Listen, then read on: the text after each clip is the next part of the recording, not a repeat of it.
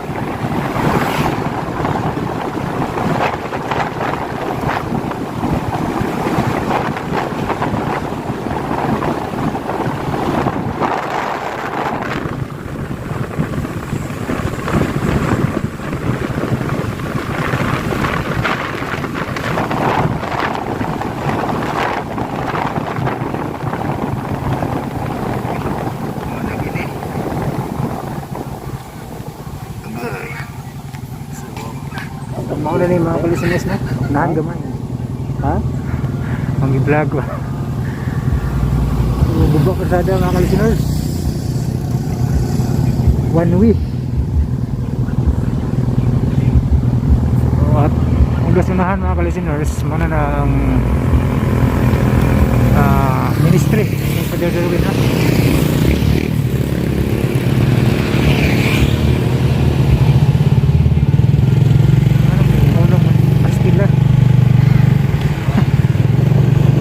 Tambay play. So yan mga kalisiners.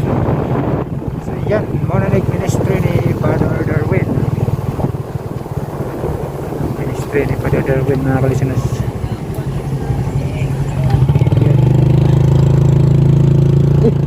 Di ka na lagi.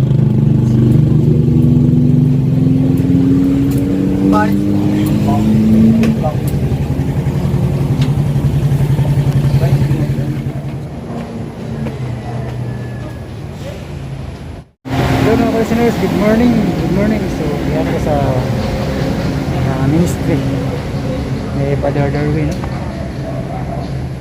Buti gid ni mga listeners no, dali rin. Ikat gamay yan eh. So mga listeners no, kini dapita mga listeners no, mao ni ang ministry ni Father Darwin. So nag-abang lang sila aning dapita tungod kay gibulag nila sa simbahan no, kay ugato sa simbahan yo dili katog ang ubang pari basta mag-exorcism na sa Father Darwin kay ang mga poses magsinggit-singgit man no. So matugaw ang ubang pari ug mahadlok sad no. Mao nang kiring dapita mao ni ang giabangan ni Father Darwin para ari ang mga gustong magpa-healing, magpa-deliverance no. Nya karong taud-taod mao na ang empowerment no. Para makat-on sa mga tao bag unsay angay likayan no kani mga patotoo bitaw.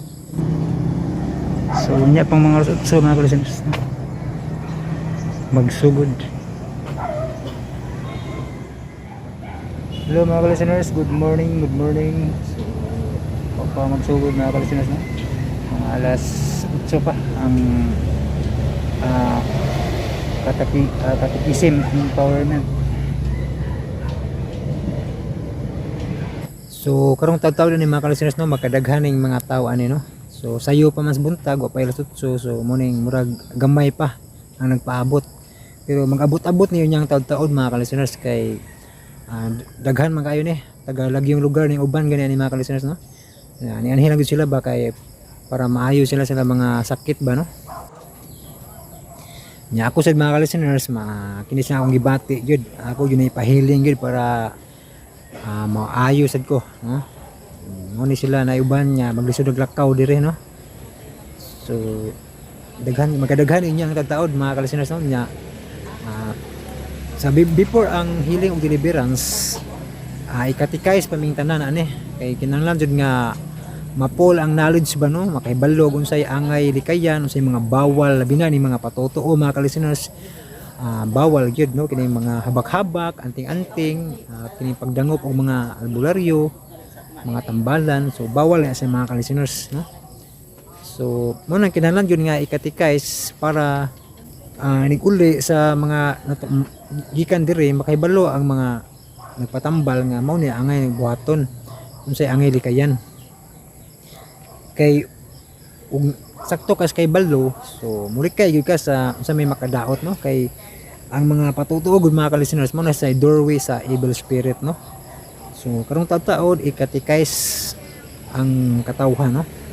Nya mga launa pa mo abot si Father Darwin kay napam sa misa no. Abot ng Father Darwin ana magsugod og healing and deliverance. Sa pagkakaroon nga ang tuyo nga kinahanglan alas 8 pa naami dire para gyud makapaminaw sa empowerment no. Ikatikais man ming tanan no. Natudluan sa unsaon pag tudluan sa minsan pag deliverance no og nana sa balay na makauli na no? Makaibalo na ba kay ug makamao ka sa kanang pag deliverance pwede makamo deliverance sa imuhang family circle mga listeners no. Labi na gid sa mga amahan, mga ginikanan mga listeners. Maoy dapat mo deliverance sa pamilya. Munang kinahanglan nga makamao gyud makaibalo. So nay mga sacramentals dili nga kanang mga angay gamito no. Nya ako kay nakapalit na magkudaan sa datong libro nga gamiton sa pag-deliverance. So nablisingan na sad no. Nya mga sacramental blisingan sa mga listeners para effective siya gamiton kay way blessings ordinaryo na siya kanang olive oil angay ra na igisa og sudan kung wala nang mablisingi. Pero mablisingan na mo na siya gamiton sa pag kuan ihaplas nimo or imno nimo para mulayas ng mga demonyo nga may gahatag og sakit no. Nya ang libro sad kinahanglan to gamiton. Kaya naman dito ang prayer mga ka-listener sa libro nga maoy basahon ba no. So yun na powerful ang prayer sa simbahan mga ka-listeners no. So dire yun makasaksi gid ani katong mga nadire makasaksi gid unsa ang kuano unsa ka powerful ang prayers nga gitudlo sa Ginoo sa iyang simbahan no. Kung tataw magsugod na ang kuan magsugod na ang empowerment. So video sa ako dire mga ka-listeners para gyud makita sad mo ba. Pero unya og magsugod na ang deliverance dili na ko mag-video kay bawal sana peligro kay siyempre video ka na mga taong giyawaan delikado wa pa ta ka kuan unya pa man may mangumpisal no Ignace Father Darwin no. Dapat nata sa state of grace ba no kay ug nata sa mortal sin natay mga mortal sin o mga sala nga gitaguan anay gi exorcism mutabok nimo nang yawa na peligro kayo mga ka-listeners no. So munay delikado munang kinahanglan gyud nga ikumpisal ang mga sala no labi nag mortal sin no kay aron walay mahimong durwi sa imong kinabuhi ang yawa ba kay ang mga sala mga ka-listeners durwi na sa evil spirit no.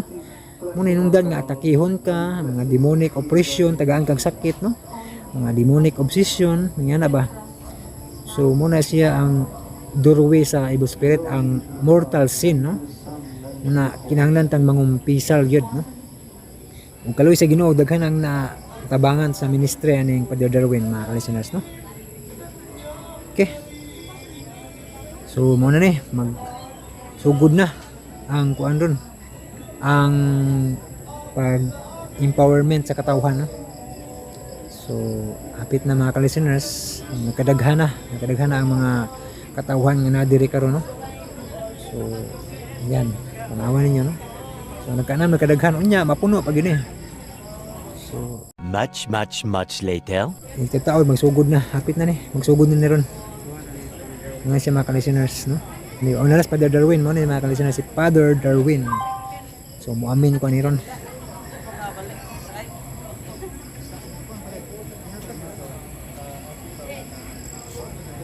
Mga ka-listeners si Father Darwin no. So magsugod na ang kuan ang taod musulti pa ni Father Darwin no mo empower no. Aron ibaw mo sa on pag gamit sa mga sacramentals of the church. Kada na asid yung mga kamot sacramentals na, kada first simbahan sacramentals na. Kay ang simbahan mismo ang nag-institute ni Ana. Kadang Holy Exorcised Water. Dili na ka Father Darwin ha? Wala pa po mapari diyan Ana. It is instituted by the church. Inside nag-institute Ana, ang simbahan. Kaya ang simbahan igaan mag-authority sa Ginoo. Ang una mga apostoles, kung dayon, may mga pari o mga apostoles. O bingon ang ato Ginoo, Pedro, ang imong itugot dinhi sa yuta, itugot ko sa langit. Ang imong idili dinhi sa yuta, idili ko sa langit. So di basta-basta ang gahom sa simbahan. Kaya si Kristo ni sali gani sa simbahan, kinsa man ko, kinsa man ta, musupak sa simbahan. Amen? Unsay giaprobahan sa simbahan, aprobado ni Kristo. Grabe no? Kung mamalandong ko anak ng mga pulong ni Kristo, ma-inspire ta. Kaya nga naman, ang iyang simbahan niya yung gitukod, iyang ipasaligan o dili nakaduha-duhaan niya gahom. Ang imong itugot din sa yuta, itugot ko sa langit. Nya kanang mga sakramentos itugot. Ay amo ato gamay na lamang. Unya karon, kay wa man ta masayod niya na lahi nga sakramental sa itong ipanggamit. Habak, lana gikas albularyo, mga amulets, protection, mo na siya. Pero labaw pa niya na ang gi-offer sa simbahan, dili lang sacramentals. Kung sa ilain na gi-offer sa simbahan, sacrament. Ang sacramentals, instituted by the church. Sacraments are instituted by Jesus. Ayun na mabangbang ang sacrament. Ganun man, si Kristo Jod ang nangunay sa pagtukod niya na. Pila man kabok ang pito ka sakramento. Hoy, ka-bright ninyo. Kapito din kabok 7 sacraments, no? So si Kristo Jod ang nangunay pagtukod niya na. O kanang sacraments, mo na ang gusto ni Kristo o taytayan aron madawat na to ang grasya. O sa madawat na to sa sakramento? Nya, wala naman tayo doon sa sakramento ron. Tuwa naman ta sa albularyo. Tuwa na ta sa tutho. Hollywood. Daanan tayo mga habak, daanan tayo mga orasyon, hindi makitaan. Ano nasahid ko na daghan kayo na sa internet. Daghan kayo ni surrender dinhi sa ato office. Di sila madudlag pala. Di sila madudlag konsilyo. Mga tattat. O kining mong gahuma mga kaigsunan, mao ni opposite sa sakramento. Kinsa ning gahuma nga nagpalayo niini sa pag-ayos masakiton sa mga albularyo, gahom gikan sa demonyo. Ang gahom nga gikas Ginoo anaa sa sakramento. Nasabtan? Hoy. Sasa? Wala gahom sa ni Kristo na. O kining sacramentals iya pong palatayan sa iyong gahom. O daghan kay ning kasitian. Basta kainahay ni Ari sa mua ato miyang simana, Father, ang ako anak, 3 weeks na nagtulala. Di masturya. Kaya sibilya pa siguro doon sila. O niya, pag-deliverance na mo siyang anak, patindihan. O bingon ko sa iyang nanay, nikulit ninyo. I-deliverance ninyo yung balay. O i-deliverance po ni mo imong anak. Kaya doon naman ka sa sacrament. Mo na magpakumpisa ko dito. Ikalauna, ito na, alas 2, ganito, hantod mahuman mo. Magpakumpisa ko kaya naman, diha, sa sakramento, makadawat mo grasya. Magka ng grasya mo ng gahom sa Diyos. Gahom ni Kristo. Gawag mo dawat-dawat sa sakramento, disgrasya. Pila na mga katuig ko ay kumpisal, no? First communion, pa dito pa din. Na ibang kumpisal. Tataot na yun. But karon, I hope you will appreciate the sacrament. Kaya ang sacrament is instituted by the church, by Christ. Sacramentals, muna kalainan sa sacraments o sa sacramentals. Kanang handbook ninyo, instituted by the church.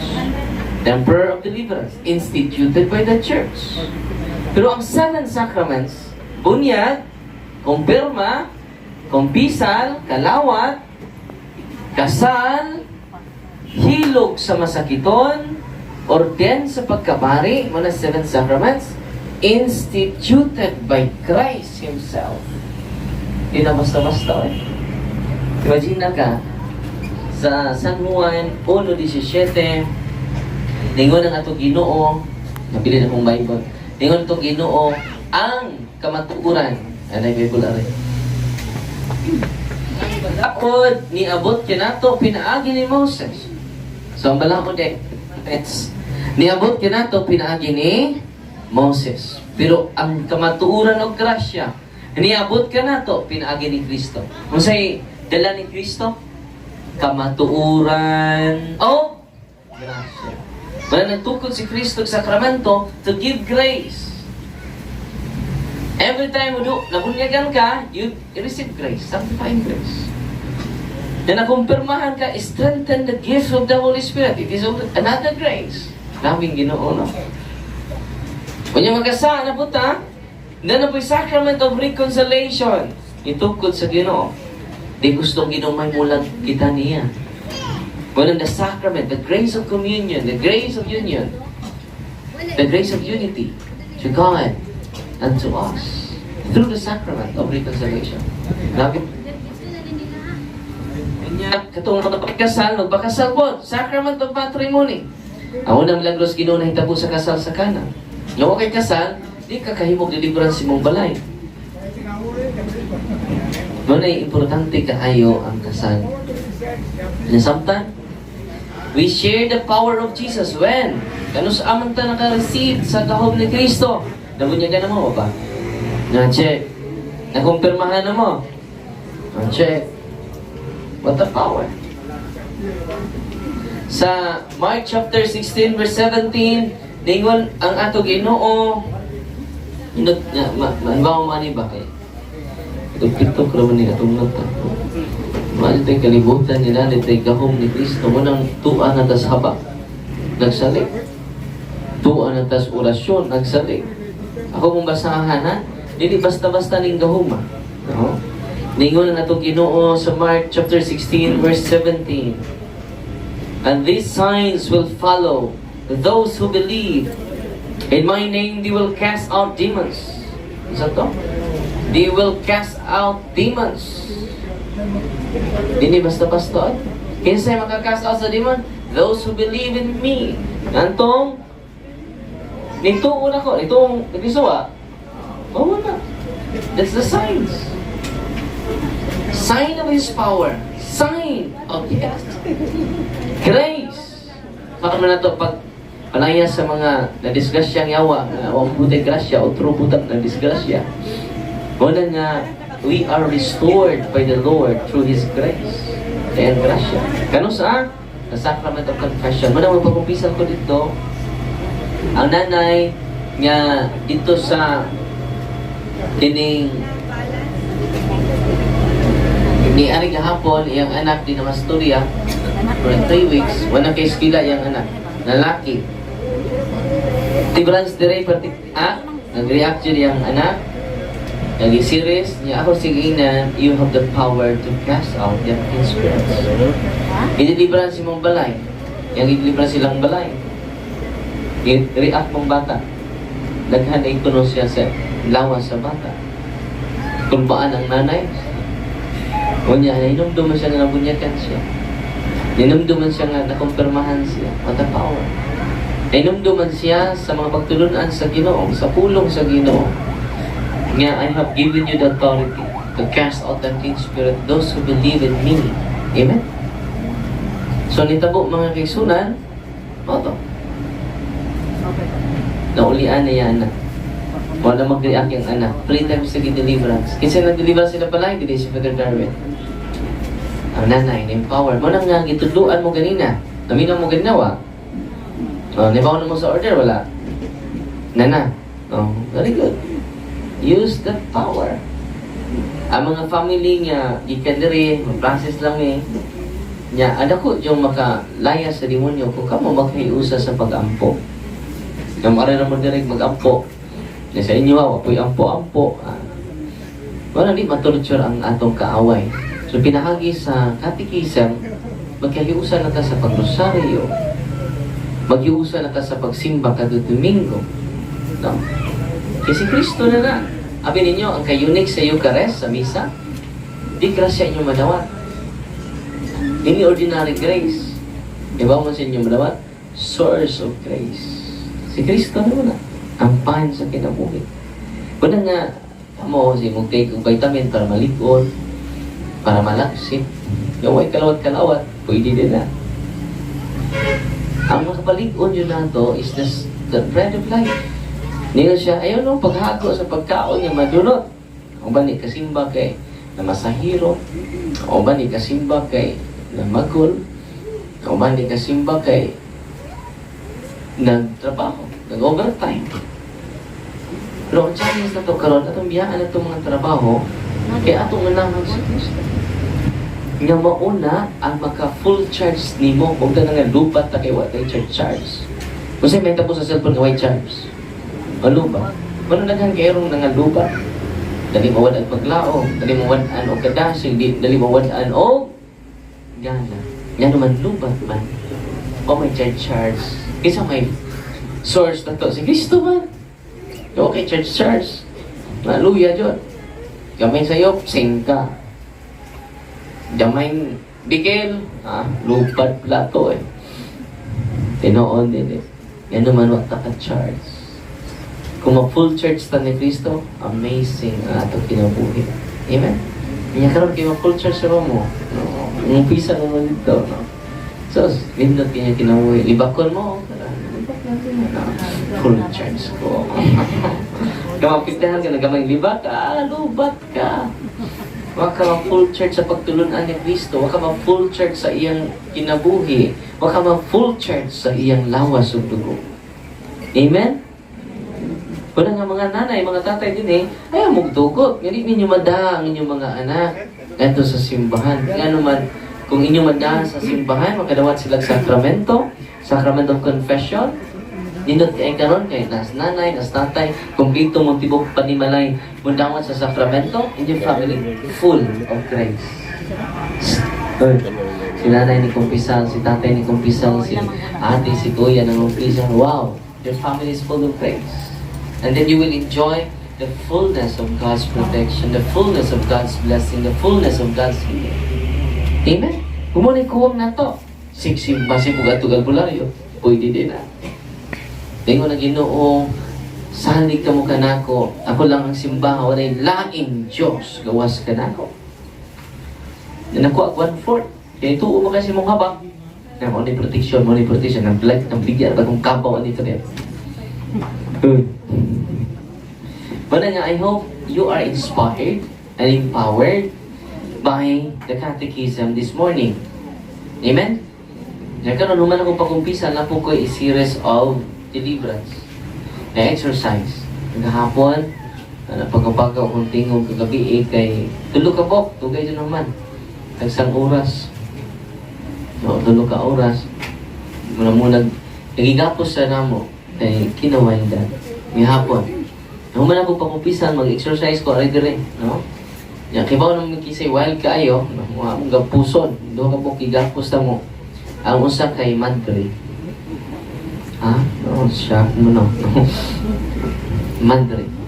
Di kay usarin ni Kamadre, napu ni Kamadre karon among gi-process. Ang duha na liberated na, ang laing lima wala pa maabot dire, ang tudo may grabe pa karon. No? So ako na i-share ilang mga dito kay nga story, no, ngaras sila sa demonyo, mga mandre. Lalo man lang lulo mga pag-iita, magkukula, mahuban. Hawman sa albularyo. Siguro na kadedikado ang mga albularyo. Yung anak kadelikado ang mga lulo albularyo, masuffer ang ilang mga kaliwatan. Pwede nga sa ako to, ako yangyo mga albularyo, surrender. Samtang may panahon pa. Aron maprotektahan niyo mga anak, niyo mga apo sa mga molestya sa demonyo. Molestya man. Ang inyong awa dyan, grasya dyan. Magkaayo siya sa masakiton, pero iyang mga apo maposes. Ang iyang mga apo ma-oppress. O maunay ka matuura. Manakulunay ang bularyo din niya, mulukol kasi mga atubangan, isurrender na. And let us receive the power of Jesus. Amin niyo kanang inyong gituhuan niya gahom, wala na kumingking sa gahom ni Kristo niya atong nandawat, pinagi sa sakramento o sa iyang mga sakramentos. Amen! Nalipay pa marong adlaw. Mga albularyo, daghan kayong albularyo nag-surrender, karon daghan kayo. Nahigmata sila. Pero daghan po kayo kukunta ron. Nangapungot sila nako. Parian ang wala ang trabaho ani. Isang lang. Ngita mong laing trabaho. As long as dili at stake ang inyong tibuok kaliwatan. First, second, third, and fourth generation. Dalawa ninyo akong ipang-upload. Mga kaliwat ang mga albularyo at mga poses. Kasagarang mga poses connected sa mga albularyo. Good. Parang ato yung i-renounce, sincerely, ang atong di mo putak ka, limod, kita tanan contaminated man. Nahugawan medyo tang tanan, pero salamat sa Ginoo, Nanuman, diyan siya, aron paglimpyo na itong tanan, pinaagi sa iyang simbahan. At ang papakan ng Ginoo, yan ang ibilinan ng simbahan, ibilinan ta niya kaparian, ibilinan ta niya og sakramento, aron ang atong paglimpyo kompleto sa pasamuduol tas mga pari. All priests are healers. Amen? So, mag-bless ko sa inyong sacramentals karon. Kay bless inyong sacramentals. Ayaw lang magtindog, ganahan mo sa inyong nahimutangan. So, linya may mga listeners karon kay magkumpisal na si Father Darwin, no? So, ang galing niya, nakita ninyo, galing niya ang katawhan kay kinahanglan jud nga mangumpisal una para healthy jud ang kalag ba, no? Umpisal daan ta. Nya putlo na lang ako diri mga listeners, no, kay gasugod magsugod na ni ron. Okay? So, thank you so much mga listeners for watching, o God bless atong tanan mga listeners.